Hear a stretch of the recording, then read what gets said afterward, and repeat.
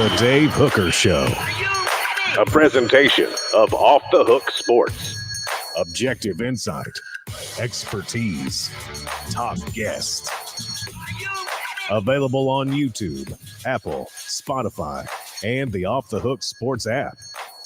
Download now for free. Also available on offthehooksports.com. I compute and obey. Now to Dave Hooker. Ready. We are off and rolling with Caleb Calhoun. I'm Dave Hooker. Welcome to the program. Glad that you're on board at our usual start time of 10 a.m. Eastern time. And a lot going on the program today, including a wide receiver breakdown, a linebacker breakdown. We've got a lot. Josh Ward joins us each and every Thursday. Also, why there's a little fly in the ointment NIL-wise that's already affecting a major school that's tried to be aggressive in it, and why I think this will lead to sweeping NIL changes that will be market-driven, not driven by Congress, which is what Greg Sankey has been looking for. And also some love for Jabari Small and Jalen Wright. We'll discuss them there on the Doak Walker list. Why I think that as good as they are, they could be a little bit overrated, and Tennessee could be better at running back this particular season than many people think. And then Joe Milton gets some ultimate praise that when we were going over to our 3:45 a.m. production meeting, I was a little bit stunned. Good morning, good afternoon, good evening to you and yours. Caleb, how are you, sir? I'm good. How are you, Dave? Never better. Never better. Let's go ahead and get it started off right in the beginning, because this is one of those headlines that jumps off the page, no question about it. It is from ESPN. It's brought to you by our friends at Zen Sports. You're not going to believe what I'm about to tell you about Joe Milton III, second junior, senior, Esquire. Here we go. What the? What was he thinking? Release the hounds. The Dave Hooker Show. Keep cool. A presentation of offthehooksports.com. Well, let me tell you, college football fans, and this is Bill Connolly, who we like a lot, because he's able to do some things that, with statistics and numbers that aren't too analytical to me, but they have reason within them where they make some sense. Sometimes he gets a little off base with me, but Caleb and I both like Bill Connolly a lot with ESPN. So here's how he rated Joe Milton as the most important player in college football. It's a top 25 list, not top 25, not top 20, not 15, not top 10, not top 5. Number 1. Caleb Calhoun, your thoughts on Joe Milton being the most significant, most important player in the 2023 football season. How does that strike you? Surprising until I think about it, and it makes sense with Connolly's standards. What Bill Connolly is saying in this article is that which players are most likely to have the largest impact on the outcome of their teams, and are those teams potential playoff contenders. I don't think anybody would say, Tennessee's number 10 in the coaches poll. Everybody agrees that Tennessee could at least be a playoff contender this year. Doesn't mean they will be, but they could be. Well, if they're going to be, no team is going to be more dependent, or no team's success is going to be more dictated by their quarterback than Tennessee with Joe Milton given Josh Heupel's offense. And therefore, Milton, because of the questions surrounding him, really does all of a sudden become the most important player. And just for context, Drew Aller at Penn State is number 2. That's another quarterback who there are a lot of questions about, but there's a lot of hype behind, and people don't know how that's going to end up with Penn State, because they're loaded on the offensive line. Tennessee loaded at the skill positions, and the question does come down to Joe Milton. Well, yeah, and I know that's the argument you were going to make, and I can't argue with any of it, but let me play devil's advocate. For instance, let me throw a couple of names at you that were on his list a little bit further down. So Joe Milton, number 1 of the most important players in college football. And so strong that Bill Connolly of ESPN, his lead line is it couldn't be anyone else. But let me play devil's advocate a little bit. If Carson Beck is better than Stetson Bennett, or at least as good or halfway as clutch, then Georgia's winning a national title based off their roster, in my opinion. So he, to me, would be more important than a guy who hopes to get in the college football playoff. Again, I understand the argument. And I'm not necessarily against it, but let me throw that out there and see how that strikes you. You know, I think the bigger problem for Georgia is that it's not Carson Beck. It's can Georgia, and we saw this last year, can the rest of their team, no matter how loaded they are, maintain the same edge mentally week in and week out? That gets harder and harder to do the more and more you win. And so even if Carson Beck is playing well, Dave, I think Georgia's success will come down to, will their players maintain their mental edge enough to make sure they don't have a slip up anywhere? And you're telling me that if Georgia is a clone of senior year, final year, last year, Stetson Bennett, that they could still fall short of the college football playoff? Yes, easily. They could still fall short, and they could fall short. It reminds me of, look, I'll go back to it, 2013 Alabama-Auburn. That lucky kick six game that I think is the greatest regular season game in history. What really stood out to me about that was Alabama was two-time national champs. They were undefeated. They were number one. There was an incredible level of complacency. I mean, Dave, how hard is it to keep maintaining the motivation and edge when you keep winning? Eventually, to quote a previous president, you do get sick of winning sometimes. That's true. Let me throw another name at you out of Alabama before I remind you that What the H today is brought to you by Zen Sports. Zen Sports, man, they're your new sports book in Tennessee, revolutionizing the way you earn sports betting rewards. That means no more deposit bonuses that turn into deposit nightmares. On Zen Sports, what you see is what you get with their cash rewards program. You get a lot of cash. For a welcome bonus, earn an unlimited 5% cash back on your betting volume for your first 15 days when you sign up with the code HOOKED. That's right, HOOKED, HOOKED. Unlimited 5% cash back. Do not forget the promo code. Support our advertisers. We appreciate that. Keep betting, keep earning with up to 3% cash back on your betting volume every month after that. And refer friends to earn a percentage of their betting volume as cash rewards too. Zen Sports is bringing the cash back to Tennessee. So if you bet big on sports, you want to be betting on Zen Sports. Zen Sports betting just got better. Zen Sports. Download the app today. All right. He's at number 5 is Tyler Buckner, Jalen Milroe, or Ty Simpson. In other words, whoever wins the quarterback competition in Alabama. That could turn Alabama, if they get strong quarterback play, because they had to have it last year to be a college football playoff contender, right? You would agree with that? Yes. Yes. Anybody who watched that Tennessee-Alabama game knows that without Bryce Young, Tennessee's winning that game by 30. Yeah. So if one of those guys step up anywhere close to a Bryce Young level, then Alabama is a college football playoff knock at the door type of team. Why wouldn't you go with them over Joe Milton? I guess the overall point that I'm making is that Joe Milton doesn't have as much room to make mistakes, Caleb, as some of these other quarterbacks and some of these other players on the list, because 1 to 85, their rosters are still better for the most part on this list than Tennessee, especially on the top end. Well, that would mean it's even more important. Joe Milton's even more important. Now, I would actually agree with you that Alabama is probably closer than Georgia so I would actually have Alabama situation at number 2, right behind Joe Milton, because I'm with you. I think if they could get good quarterback play, I think they're pretty set in a lot of other places and they should be elite. And here's the other point I think that's going to happen with Alabama this year. Tennessee fans know this firsthand, and you know this firsthand covering Tennessee. Sometimes when you have a superstar quarterback in college, the rest of the team, unfortunately, takes plays off or doesn't feel the same intensity or urgency. Yeah. I think Tennessee was doing that with Peyton Manning a lot in 97. And I think without Peyton Manning, I think one of the reasons they won it in 98 was because a lot of players said, oh, we need to step up. Peyton Manning's gone. We can't just fall back on him.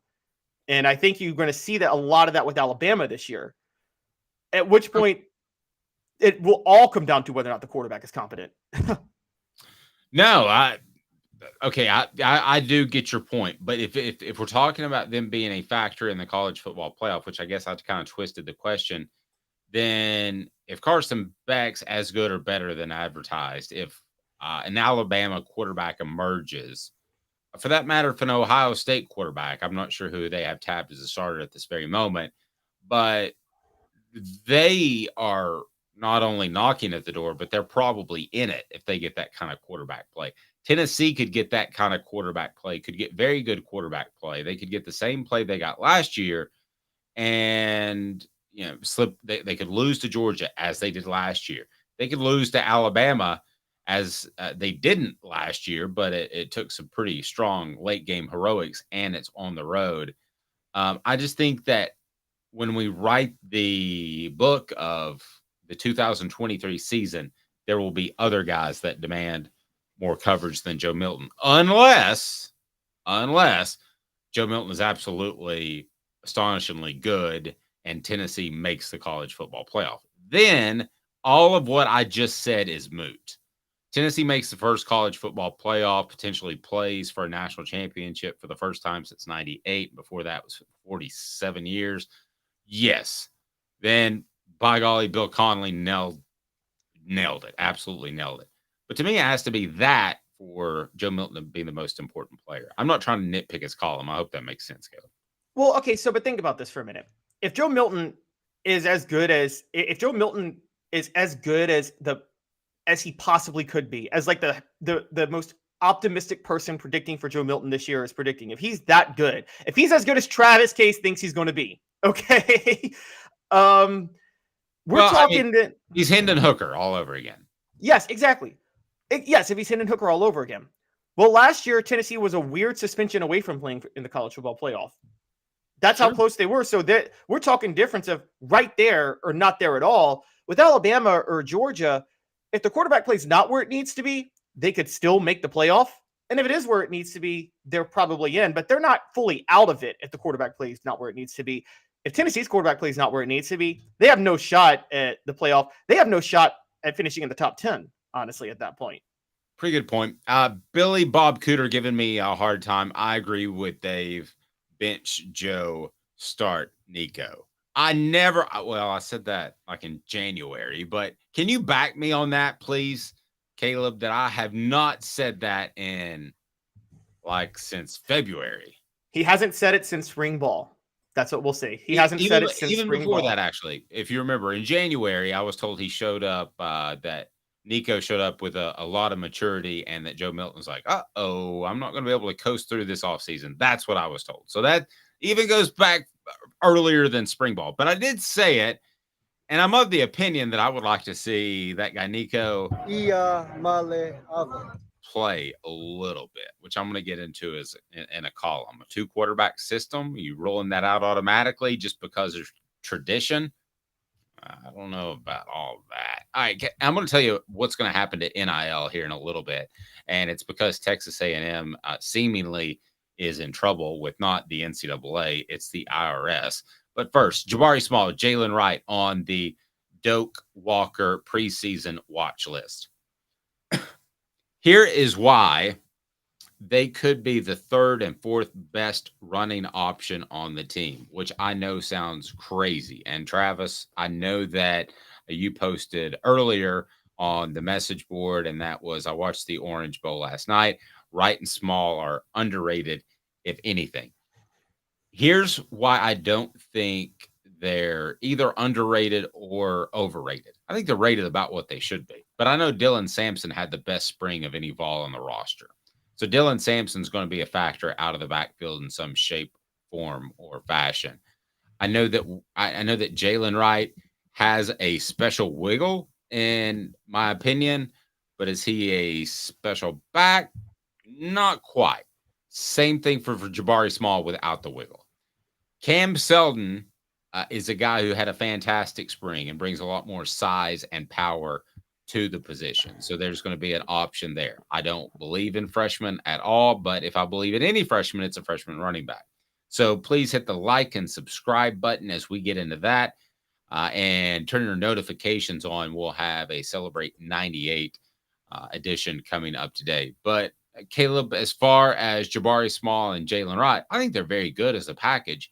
I think most of the teams, probably all but one or two, would take them as their top two tailbacks. But I don't know that they're elite, and I don't know that they're Doak Walker status. And I do believe that Dylan Sampson's going to get a fair amount of touches, and Cam Seldon's going to get a fair amount of touches, where there's not going to be any tailback on Tennessee's roster that stands out significantly more than others. Would you agree or disagree with that? I agree with Jalen Wright, not with Jabari Small. And now I'm going to start off disagreeing with you from the bat. I don't think Cam Seldon's getting a lot of touches this year. That was your spring back that got a lot of touches because they don't like to give their starting running backs a lot of reps in spring ball, because the fact of the matter is you don't really have to give your running back reps in practice that much. There's not much learning to that position. And I'm like 80% agreeing with you. I just keep hearing his name in the offseason, but I tend to agree with you on that point as well. Yeah, so I think Jalen Wright might become a little bit of the odd man out because of Dylan Sampson, but I'm not ruling out Jabari Small, because Jabari Small is still the only player on this roster that I think can withstand 25 carries a game if needed, the 20 to 25 carry range. And so he's going to get a lot more chances at yards, scores, things like that. And he's a very effective running back in the passing game. Where I think the biggest drawback is going to be is the interior blocking. Cooper Mays and Javonte Spraggins are fine. We got no issues with them. Dave, left guard is still a big question right now. And it's not, I don't think you just replace Jerome Carvin. And I think it will be the interior blocking that determines if there's a Doak Walker on this roster. I mean, let's go back to Travis Stevens, the runner-up for the 2001 Doak Walker, the best running back season in Tennessee history. Travis Stevens had great vision, fast, great, had amazing agility and was great at cutting. It was the interior blocking that got him to 1360 that year in rushing more than anything else. That was Fred Weary paving the way for him. Fred Weary and I think Reggie Coleman were the two guards paving the way for him consistently. I don't know if Tennessee has that second guard yet opposite Spraggins. I don't either, and I think they want it to be Addison Nichols in a way, and I think they want it to be Ollie Lane in a way for two different reasons. I think Nichols is more talented, Caleb, and you're kind of wondering why the switch hasn't been flipped yet. And then I think with Ollie Lane, it's a guy that's just worked it. And it's hard as a coach not to appreciate a guy like that. But is he as talented as the other interior offensive lineman on Tennessee's roster? I don't think so. And you're absolutely right. This offensive line, I still am amazed by the number of people who think that they're just going to be just fine without Darnell Wright, who negated basically one of your best pass rushers on your team. In Alabama's case, it was their best pass rusher. And the thing that was so incredible about Wright is he was so good at both aspects of both run blocking and pass blocking. So that continues to surprise me how people think that's just fine. They're going to be fine, which then would open up the scenario that maybe Dylan Sampson is a better fit. Because I think you would agree with me, Caleb, that if a guy's in space and has to make a play or has to speed away from somebody, then Sampson's going to be better than Jabari Small, than Jalen Wright, or even Cam Seldon, right? Yes, I agree. I think that there's nobody you would trust more in open space than Dylan Sampson. And so they're going to try to get him the ball a lot more. He is, dare we say, this year's Alvin Kamara? I mean, I don't want to go that high, but I think you could see something like that with him. And you're right, you're going to have to find ways to get him the ball in space. Also, where the run game could be most effective, the vertical run game, which Heupel cares about, I think you're going to see a lot more use of Milton this year than you saw with Hendon Hooker in the run game, which is going to be a lot more effective. You don't know if Milton's going to run it. You don't know if the running back's going to take the carry. And the reason I think that's a big deal is that, one, Milton's bigger than Hendon Hooker. So I think he can withstand a more vertical rushing attack as it is. But also, I'm ready for the message boards on this. I think Heupel is not as concerned about losing Milton and going to Nico as he was about losing Hendon Hooker last year and going to Milton. Oh, okay. Now that's an interesting, say that again. Heupel will use Milton more in the run game than he used Hendon Hooker. One, because Milton's more durable because of his size, but two, he's less concerned about losing Milton and going to Nico than he was last year about losing Hooker and going to Milton. That's interesting. And they're both his guys. Can I support your point for a second? They're both his guys. So like last year, do you, well, year one, 2021, and I had somebody within the program said the bottom line is Milton was their guy. And that was the bottom line. And it was close in practice, but they wanted to play their guy. So that last year, it's almost like you would be reverting, and that may be a psychological reason not to do it. This year, there should be no psychological reason, right? Right. Both are his guys.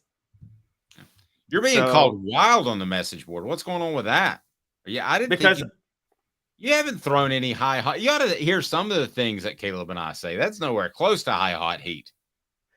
Joe Milton is Josh Heupel is Voldemort with 6 Horcruxes right now. Voldemort doesn't care if he uses one as a weapon and loses it. So I'm just saying, for all the Harry Potter heads listening on this, I got totally lost. But you know, but running backs at the end of the day, let me ask you this question. Who has the most yards? Who has the most yards per carry? I think Jalen has the most yards per carry. He was about a yard per carry over everybody else. He was, but I think Samson has the most yards per carry and yards this year, because I think even though Jabari Small is going to get more carries, but I think Samson is going to have more explosive big plays. Jabari Small is going to be the guy that you use on the thing that people forget.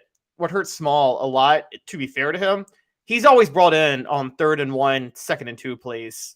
And it's a get the first down run as opposed to get a lot of yards run. You know what I'm talking about? So yeah, Small's going to have a lot more of those.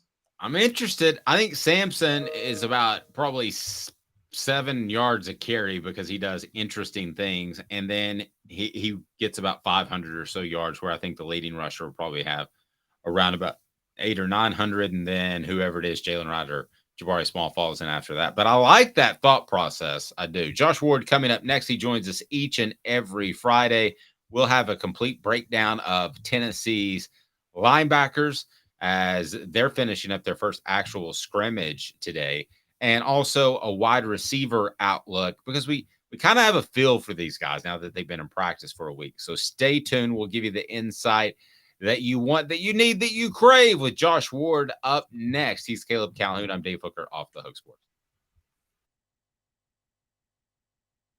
Cadis, I was really heavy into the drug culture. I was selling drugs. I was just constantly in pain. I was missing like a good support system in my life. Cadis has given me everything that I need in order to successfully have a wonderful recovery, in order to have a life that I didn't even know was possible. And it's not just about me anymore, and I love that. I absolutely love it.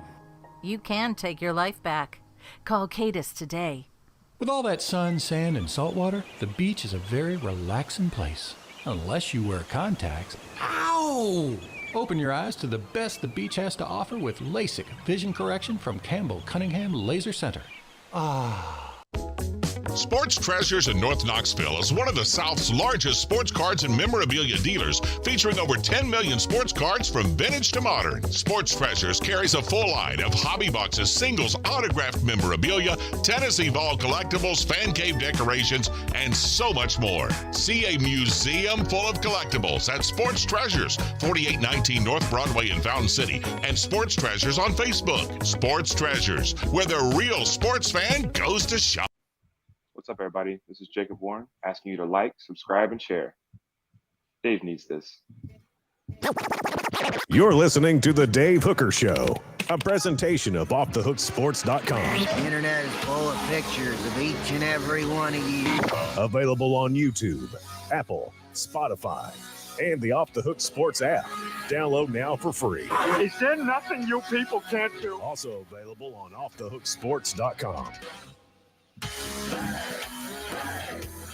Here we go. Love this portion of the program each and every week. It's Josh Ward of the Sports Animal. Josh is fantastic. We love visiting with him.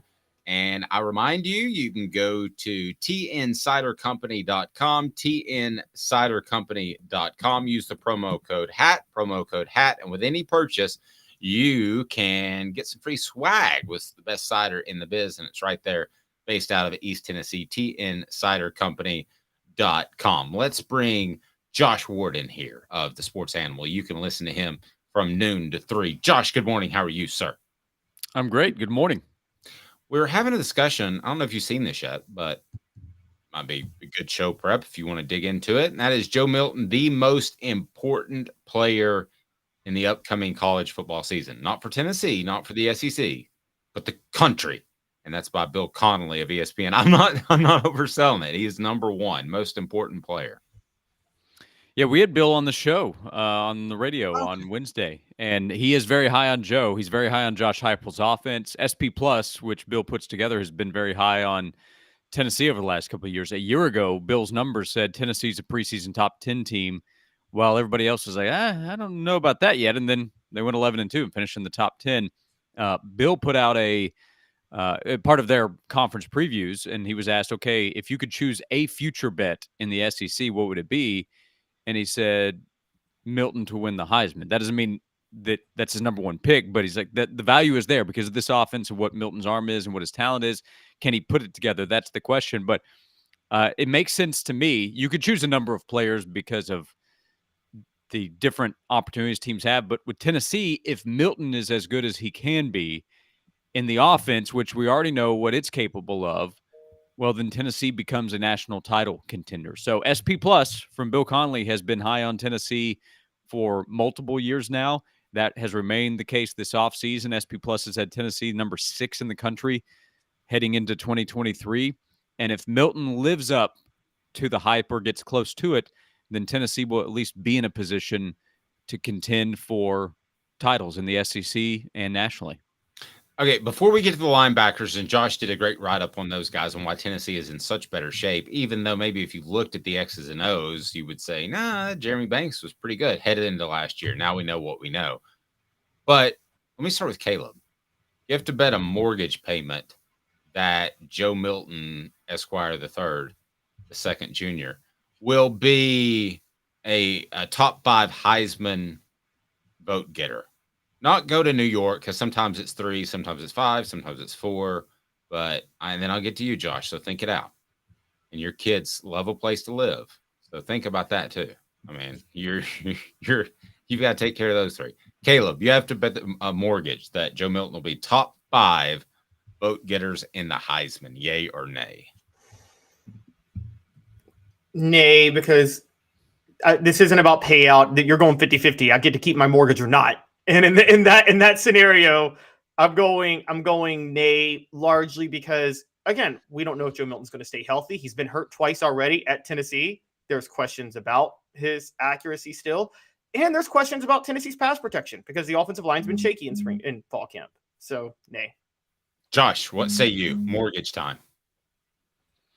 Well, I'm probably nay as well because part of it is still a team vote. Where's your team in the ranking? And I don't know that Tennessee will be in the position at the end of the season to get Joe into that top 5 vote. So he's absolutely a candidate. And if he is a top 5 guy, then I'm also probably talking about the record being as good or better than it was a year ago. But right now I would project nay on top 5 Heisman finish for Joe. But he is a popular sleeper pick for a reason because of the value and the opportunity that comes with the position he's in. I would have said nay based off just preseason hype or lack thereof, being a air quote first-year starter, which he kind of sort of is, taking over a team, even though he started the season in 2021. I would say nay based off lack of preseason hype, but he's getting an absolute ton of it. So if I had to bet my mortgage, I will say nay, but it wouldn't stun me if he's in the top 5. All right. Now, if I were Phil Mickelson, maybe I'd be a little more interested, but I'm not. I'm just trying to keep up with the headlines of the day. Yeah, but if you're Phil, you'll take a bet on when the postman arrives. Yeah, allegedly. And then And then you can also cover your losses by selling out to the people who attacked us. I'm sorry to take a shot at Phil Miller. That's right. I got the over under that the postman gets here at 7:20. Phil's like, I'll take the over. Is there a way I can double down? She can. He's got a problem. All right, Tennessee's linebackers. Josh wrote a great column about that. Listen, if I told you right now they got some dude from BYU and they've got the Beasley guy back again, and that's how you're entering the 2024 season, and Arian Carter may be their third best linebacker, and he's a freshman, you would have said a year ago, that doesn't sound great. But now we think a lot of Peely. We think a lot of Beasley as his star continues to ascend, and it did last year. And we have hindsight to know that you're not going to have a Jeremy Banks off-field issue. So I thought of this yesterday, and I texted you, how about this for a column? Tennessee's linebacker core, for a number of reasons, is in a far better place than it was this time last year. Yeah, it is for several reasons. That's why we try to lay them out. So we can begin with the starters. Aaron Beasley was one of the bright spots on last year's team in terms of how he was talked about in August and then how he was viewed after the Orange Bowl. He was a really important contributor for the team as the season went along.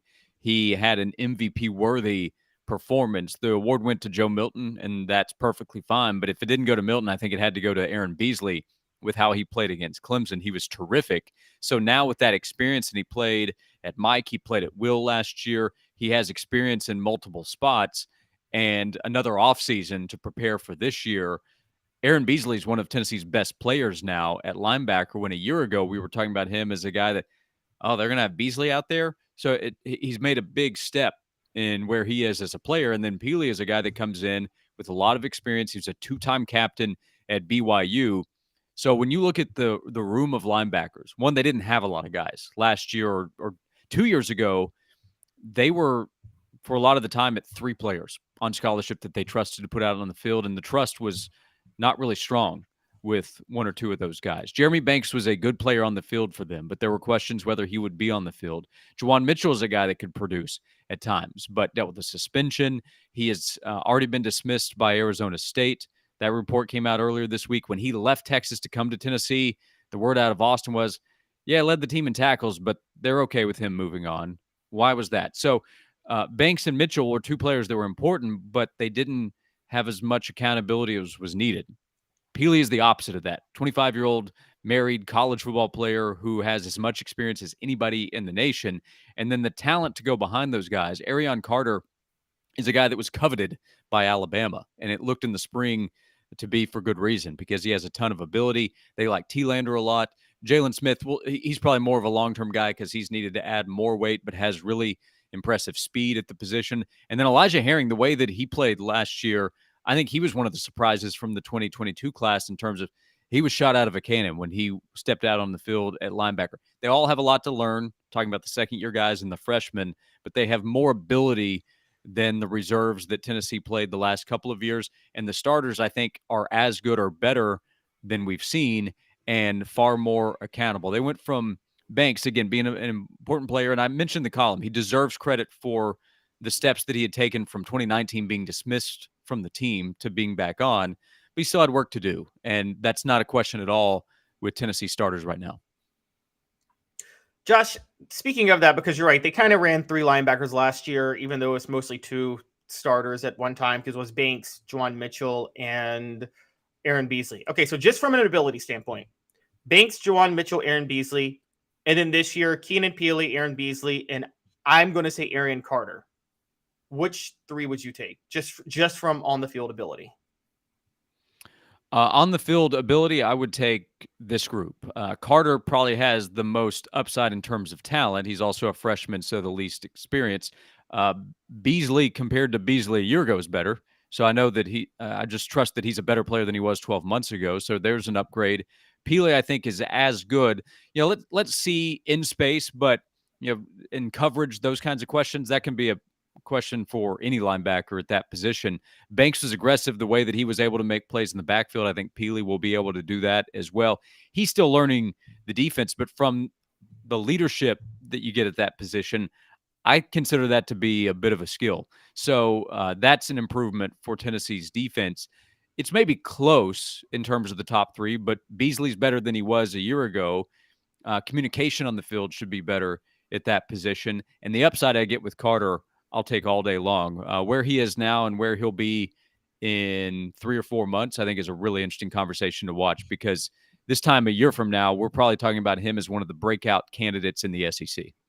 Yeah, and the other thing that last year, did we talk about Tennessee's linebackers having a higher ceiling as the season went on? I don't think we did. I mean, was there any reason to believe that Tennessee would be better in game 12 than they would be in game 1? Whereas, as you presented, Arian Carter is going to get better. What reason do we have to believe this time last year that the Vols were going to make some super jump at linebacker? I think they kind of were what they were, right, Josh?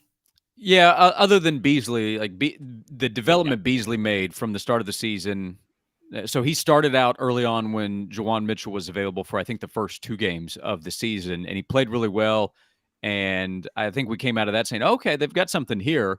And then by the end of the season, he's playing at such a high level.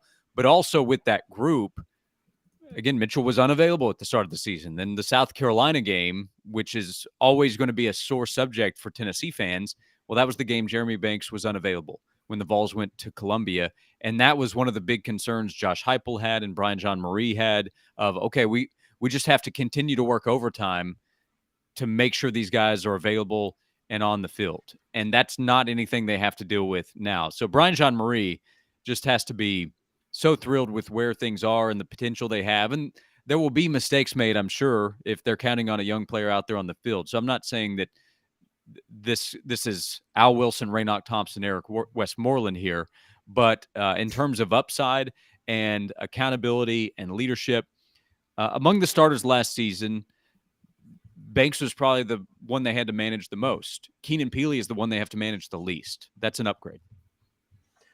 Josh, there are so many questions about the secondary, and there seems to be more upside at linebacker this year. Do you think it's possible that rather than running a base 4-3 with the nickel, that Tennessee runs more base 4-3, and I mean actually just keeps 3 linebackers on the field at one time? Still my question, Calhoun.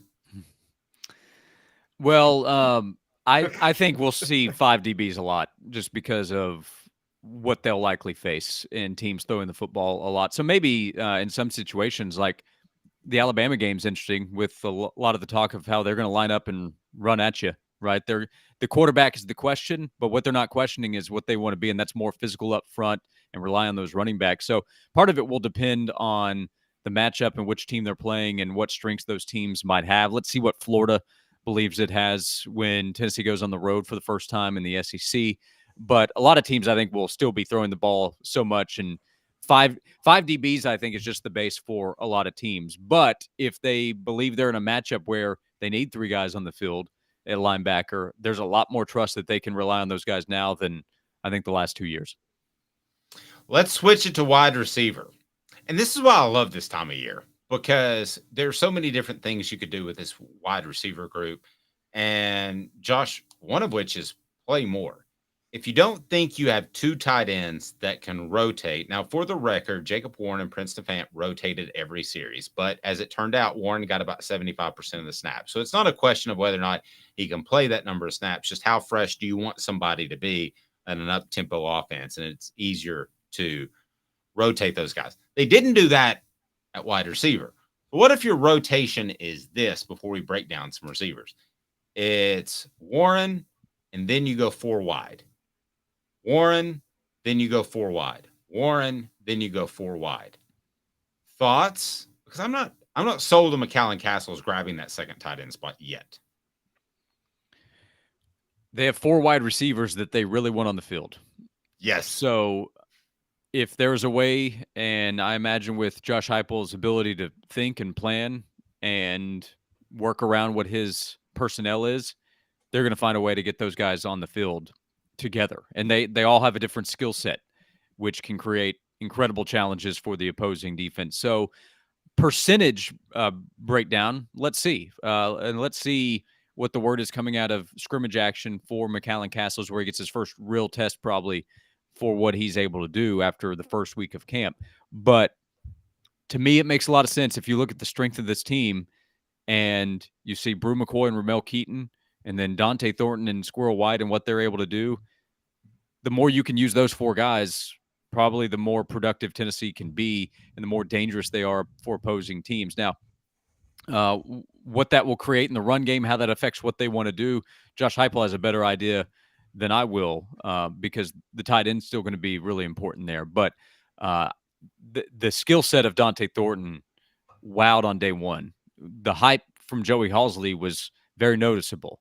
That's not a guy that's going to be standing on the sideline a whole bunch. We've already seen Squirrel White play in a big spot against Clemson and perform really well. And his skill set can create mismatch problems. I still don't know why more teams weren't in on him earlier like Tennessee was. And I recognize the answer is probably just his size. But if you evaluate him, you can see what he's able to do despite his lack of height. So using those guys more will create more problems for opposing defenses, in my opinion.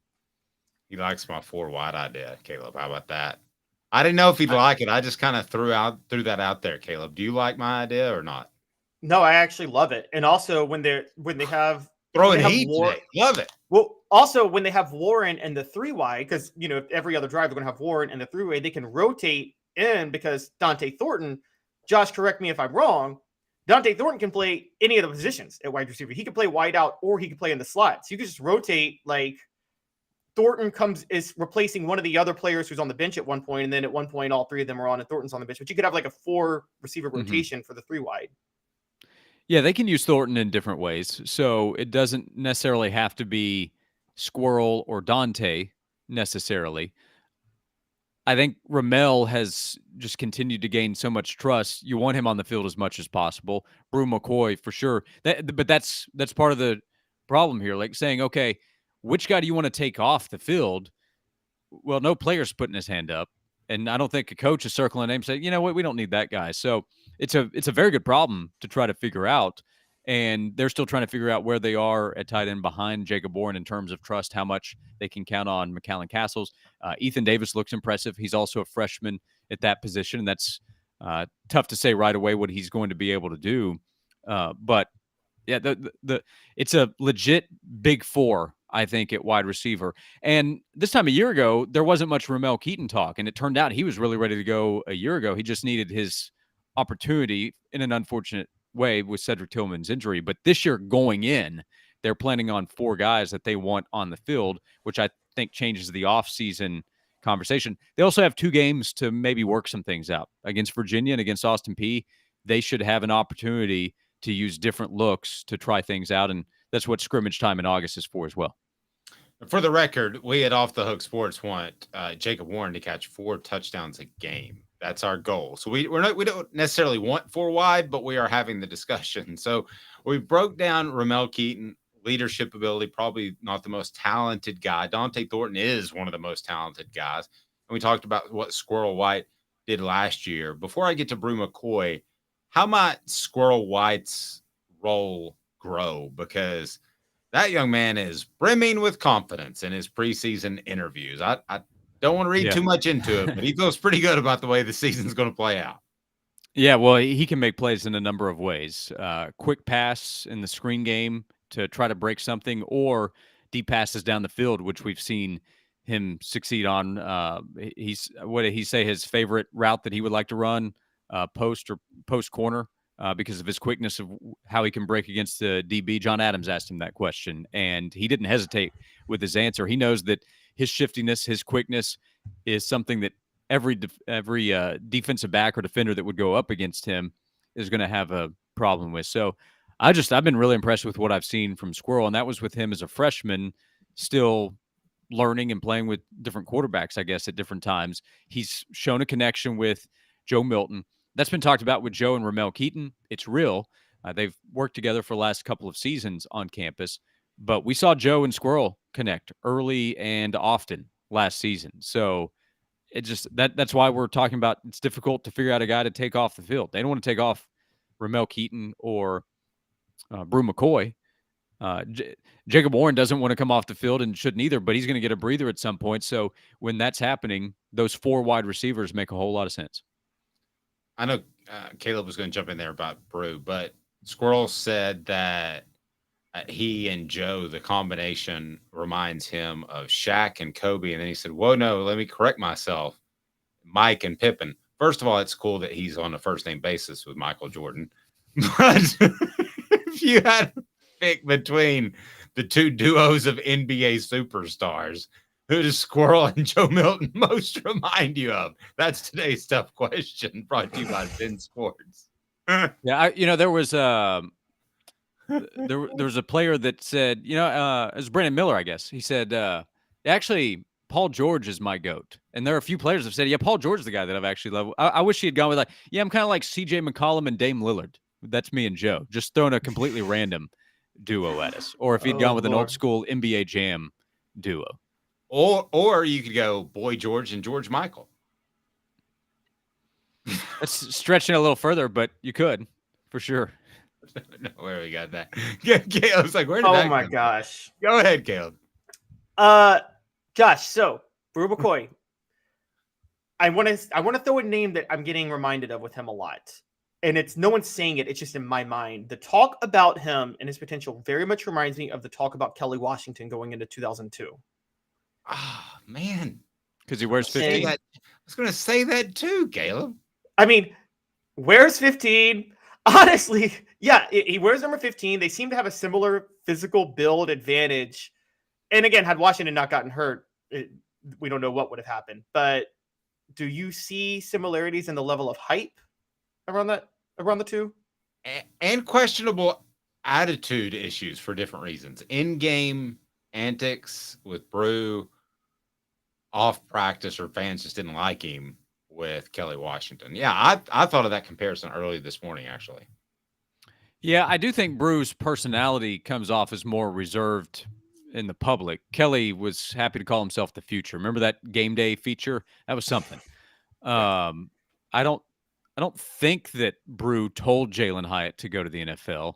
Not that I know of.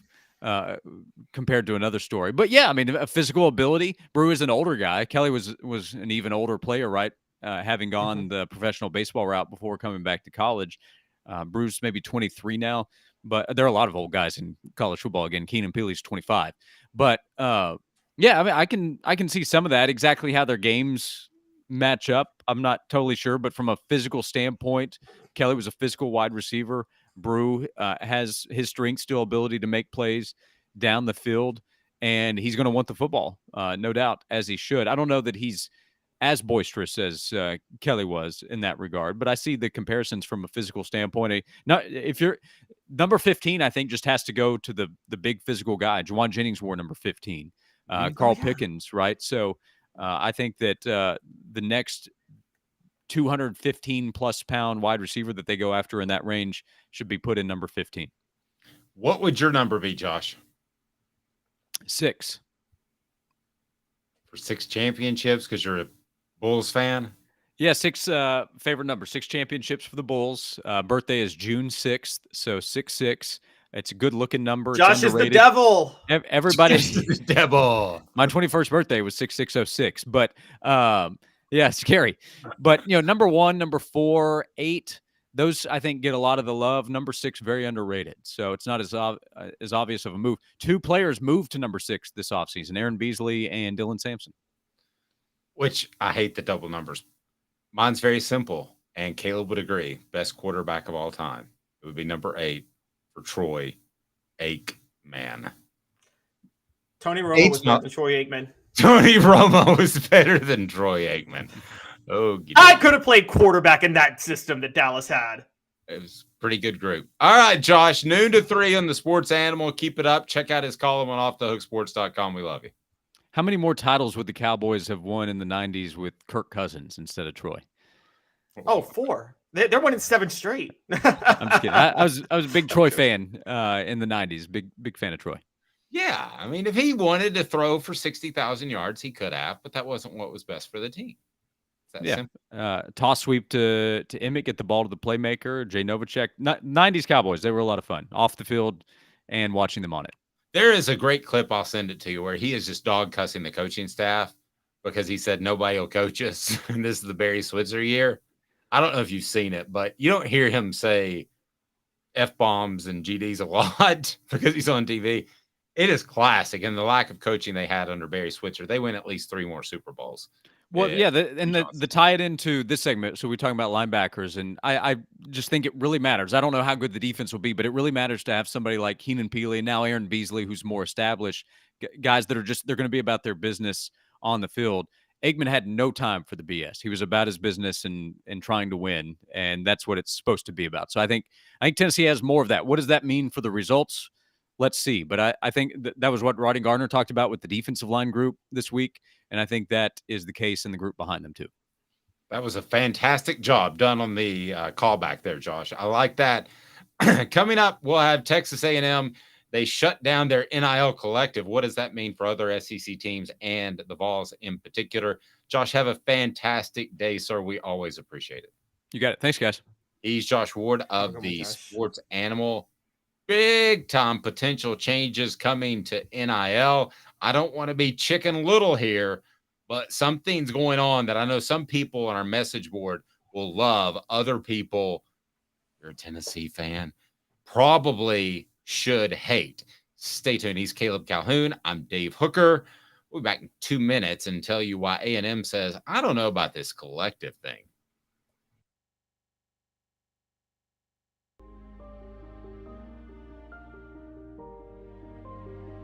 Our family has been creating one-of-a-kind pieces of jewelry in West Knoxville since 1986. Each piece is a combination of unique processes that bring your idea to life. Every day in our shop, a truly special item with a story all its own is being manufactured in our facility, bringing the history and family sentiment into a whole new generation of life. We're grateful that you chose us to be Knoxville's best jeweler, a title that we value and respect. Because to me, being a jeweler and owning a jewelry store are not the same thing. I'm Rick Terry. I'm a jeweler, and we want to be your jeweler. Kingston Pike and Campbell Station Road in the heart of Farragut, and downtown on Gay Street right next to the Tennessee Theater. Hi, Mike Davis here with City Heating and Air, reminding you to always dare to compare.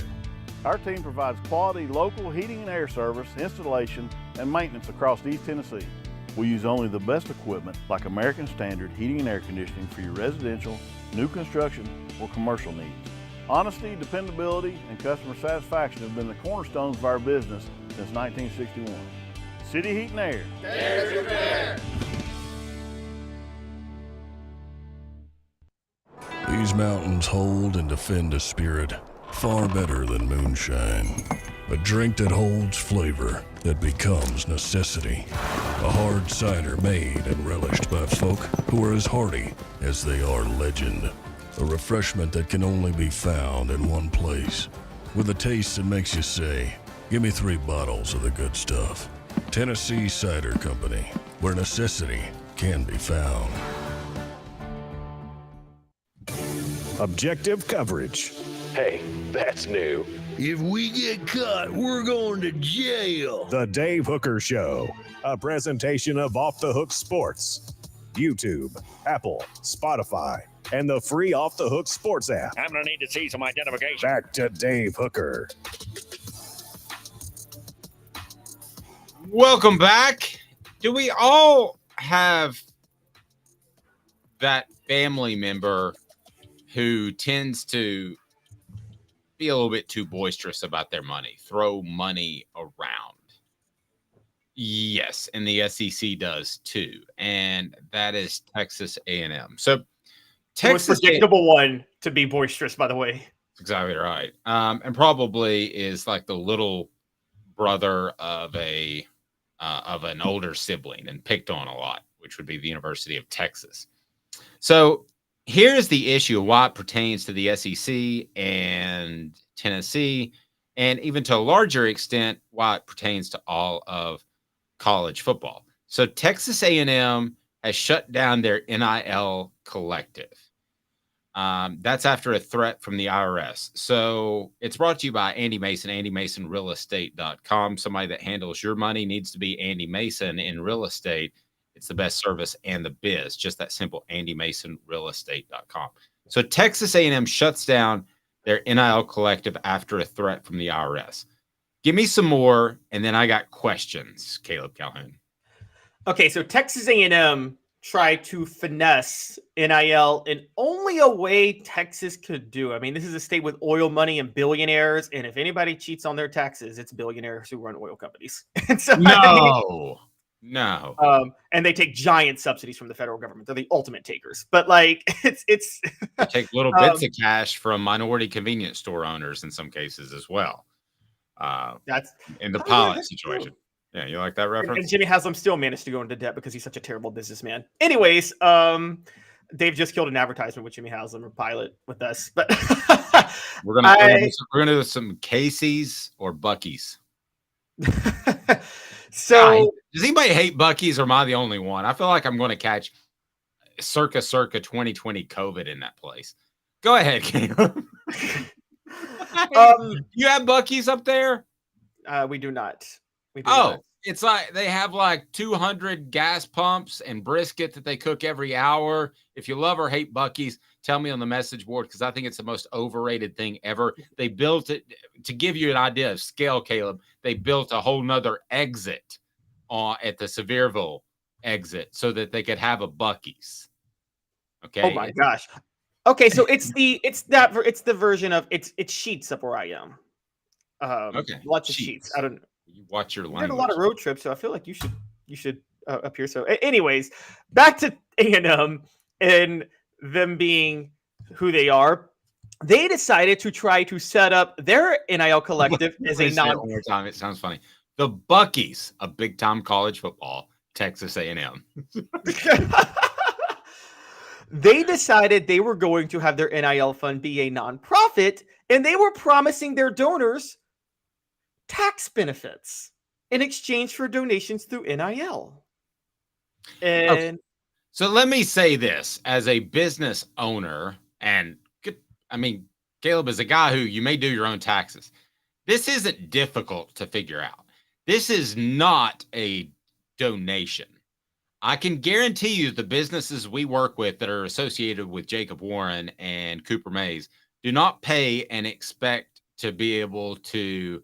Well, yes, you expense that on your taxes because it's a marketing expense, but it's sure not a donation in terms of a church or some sort of charity. So this doesn't surprise me they've got it all sideways, because that's a fundamental piece of knowledge you should have. Continue, sir. Oh, exactly. I guess they were so used to, and you may know this more than me, Dave, but when the donors, when boosters put up a lot of money to build a new athletic facility or help buy out a coach's contract, that counts as a donation that they can write off on their taxes, right? Because they're donating to a public college, technically. Right. Which is where I want to get going. You're taking me down the primrose path, because I mentioned where this is going a couple of days ago, and I'm not sure if you were listening at that very moment, but I'm going to tell you where this thing's going. Go ahead. So is this blindsiding donors elsewhere to realize when you donate towards NIL, can't really write that off? That's an advertisement. Like any business expense. It's a business expense. Yes, exactly. I don't think Nike can write off the contract it gives LeBron for working with Nike as a donation. Right. So the difference is, and I don't want to get into the rigmarole of this, but the difference is when you claim a donation, you claim that off the profits that your company made. So it lowers your overall profit. If you claim a business expense, yes, you get that taken off, but you still pay a higher tax rate than you would if you were to give it to a church or a charity or something like that. The NIL is clearly not a charity. It's a way to make your football team better. These guys don't care if you can go to Taco Bell or not. They want their football team to be better. So if that means they're more comfortable, that's good. Okay, 4 downs. I'm going to dive into this and wait to see where it ends up, and your thoughts on Buc-ee's on the message board. Is that a thumbs up or a thumbs down? Travis loves Buc-ee's. It surprises me, Travis. 4 downs now off those words. 4 downs. 4 questions. 4 answers. The Dave Hooker Show. 4 Downs, a presentation of offthehooksports.com. So 4 Downs brought to you by Andy Mason of AndyMasonRealEstate.com. Best service and prices in the biz. 4 questions about NIL. And again, go to AndyMasonRealEstate.com. So what down is it, Cooper Mays? Coop here. First down. All right. First down. The first question. What does this say about A&M? Let's really hone down our focus. What does it say about the Texas A&M Aggies? It says that they were just trying to find a workaround and game the system and see if they could pull this off. That's all this says. I was going to go with too aggressive with a bunch of money burning a hole in their pocket, but I think that's pretty much what you said as well, just in a more descriptive way. So what down is it now, Coop? Cooper Mays here. Second down. Okay, is this a one-off thing or is this a big deal? Is this A&M didn't dot the I's and cross the T's correctly? Or should there be other schools that are concerned about the IRS giving A&M a threat? So I don't know if it's a big deal, but I don't want to go one off. And I know I'm splitting the baby. I'm sorry, but I think Texas A&M is going to be the most aggressive because, like I said, oil executive billionaires are more affiliated with Texas A&M than probably any other school in the country. And oil executive billionaires have a history of trying to cheat on taxes and get handouts from the federal government. So I think this was just a natural progression. But we just talked about Tennessee had a booster who was trying to cheat and do some shady stuff back in the day, and I'm sure has cheated on his taxes. And so this is what happens with very, very powerful people. And NIL is funded by very, very powerful people. And very, very powerful people have very, very fancy accountants and work overtime to cheat on their taxes.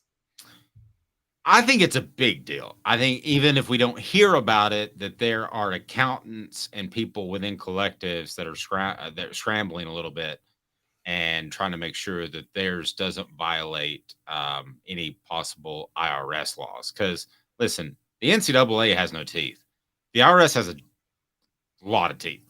They've got the third and fourth row of teeth like a shark. You don't want to deal with them. All right, third down, Coop. Like, not the Jim McElwain shark.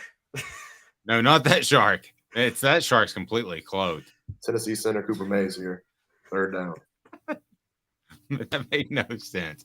And so's McElwain somewhere. Hopefully he has his clothes on, but it's early. Should UT be worried? Should the Vols be worried? Third down. I don't know how Spire Sports is run by this, but I will say this.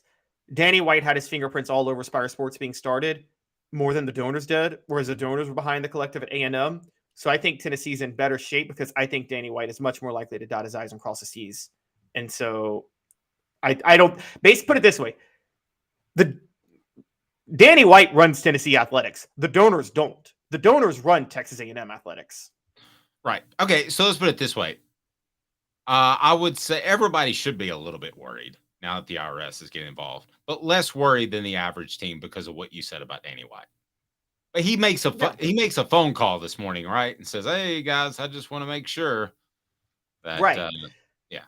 And Dave, you've covered athletic departments more than I have, where the donors ran the show and the athletic director was a figurehead, right? Where the donors really ran the athletic department more than the athletic director. Yeah, I think that's less common now, Caleb, because the athletic directors are businessmen. And I think there's a certain level of respect you have for a businessman over a football coach in most instances. Now, you know, if Nick Saban and the guy who runs the local Buc-ee's walks in the door at the same time, you're going to like Saban more. But if the guy who started Buc-ee's and Les Miles walked in the room at the same time, you're going to go, man, that Buc-ee's guy's got it going on. I don't know about that Les Miles guy, if he's ever going to win anything in football. All right, fourth down, Caleb Calhoun. All SEC center Cooper Mays here. Fourth down. Thanks, Coop. What does this mean for the future of the NIL? May I jump on the soapbox for 1 second? Sure. And I said it a couple of days ago. What this means is it's all going to go through the university, because with the university, you can claim it as a donation. with it going through the university, you can have absolute control of the disbursement of funds. And I'm not saying they don't with Spire. They may well to the penny, but I can tell you it's getting muddied now by some other collectives that are trying to get started in Knoxville, Tennessee. And I'm sure that's the case of others. And ultimately, I think that you don't want to be tied to any one collective, be it Spire or any other collective. That's not an extension of your university. It shouldn't be viewed like that. So what is the future of NIL? I believe players will just get paid through the university, which will come from donations. So basically, we've taken these steps forward and will remedy the fact that the players didn't get enough of the pie, in my opinion. But we're going to go back a little bit, and that the money is going to come through the schools eventually. And I say that happens within 5 years. From what I've been told, the biggest hurdle is going to be if it comes through the university instead of somebody that's out there trying to grow their business, you have to look the female gymnast in the eye and tell her why she's not making as much as the backup left guard. And that's just going to be something they're going to have to deal with. But other than that, you also have to legally justify it, because Title IX, that could be a blatant Title IX violation too. Right. And so I think that's the hurdle. But given all the hurdles that have been crossed, college football playoff transfer portal, NIL, I think it'll get crossed. I wouldn't have necessarily said that 10 years ago. But I think that's the future of the NIL. It's going to have to come through the university to make sure everything's handled correctly at some point. I mean, there are millions of dollars being thrown around now. You can't tell me. And I said this on a Nashville radio show a week ago, and it got a whole lot of play, which I didn't necessarily mean it to. But I do know of one NIL collective group within the SEC. It's a big-time program. You would know that their operating expenses are about 90%. So 90% of the money goes in their pockets. About 10% actually ends up with the players that they're supposed to be paying for. So at some point, you're going to want to eliminate that. And you're going to want to eliminate the opportunity. Again, not Spire. I'm not saying Spire, but you want to eliminate the opportunity of some other group doing something stupid that could get you in trouble. I'm going to send a fair warning out to everybody that plays a non-revenue producing sport. Your sport is on the chopping block at your college, because what's going to happen is that once that money's funneled to the players, that's less money for the football program to produce all the money it does for all the other sports that it funds at the university. So what they're going to do is they're going to keep football and basketball and baseball. Those are revenue producing. They have to keep 3 women's sports at that point. So they'll keep women's basketball, softball, and you're right, they might pick gymnastics or something like that. But they're going to cut every other sport, because even the men's sports, the other versions, aren't revenue producing. I'm sorry, Tennessee men's tennis, you probably don't make any money for the university. You're probably gone. And that's the giant red flag I want to send out to everybody now, which is that this way they could cut men's and women's tennis.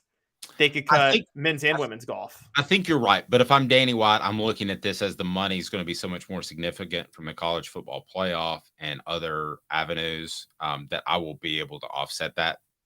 I think you're right, but that's what I'm thinking. And at some point, athletic departments don't have to make tens of millions of dollars, which they disperse to associate athletic directors and find every way to spend every dollar because they're technically a non-revenue entity. At some point, it's okay to make a few $1 million.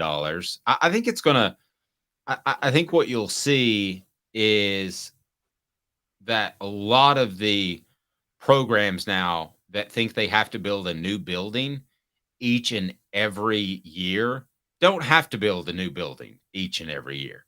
What the guys have at Tennessee, it's nicer than what some NFL teams have. Okay, the what they have, the indoor it's nicer than what every NFL teams have.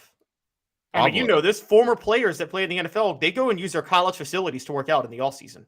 Yeah. And even down to a barber shop, there's food always out. And I'm not talking about okay food. I'm talking about filet, salmon, ribs. I mean, it's always out.